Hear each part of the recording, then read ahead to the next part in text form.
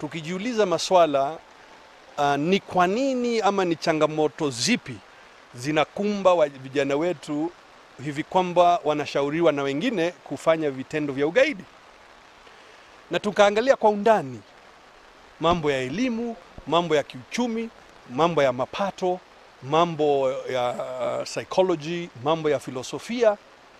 Tukaangalia kwa wingi na kwa undani, na tukapanga mipango kabambe, mipango mizuri, ikiongozwa na kamati ambaye mimi mwenyewe na County Commissioner Bwana Chatha ambayo tunaiongoza, ikiwa ni kamati ya washikadau na maofisa wa serikali kuu, maofisa wa county na washikadau kutoka sekta ya kibinafsi, tukilenga mipango ya kuzuia.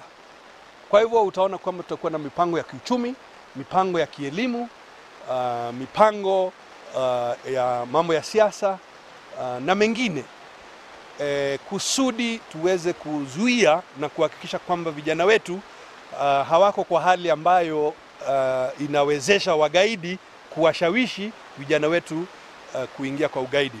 Na katika Laikipia mnajua pia tumekuwa na changamoto hiyo kwa muda mrefu. Kumekuwa na threats, kumekuwa na alerts.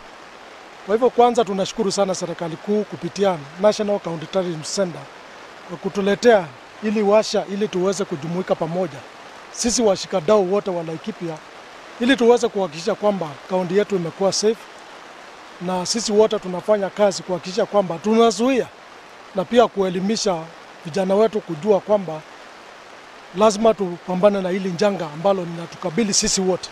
Kufikia sasa tumeweza kufanya hii kazi katika kaunti 35, na ifikapo mwisho wa mwezi huu tutakuwa tumekamilisha hizo kaunti zingine ambazo ni 12, kuhakikisha kwamba kaunti zote, hatutaki kusema ni wapi ambao magaidi wanaweza kuwa, tunataka kuhakikisha kote hata kule hawajafika tunafika mbele yao.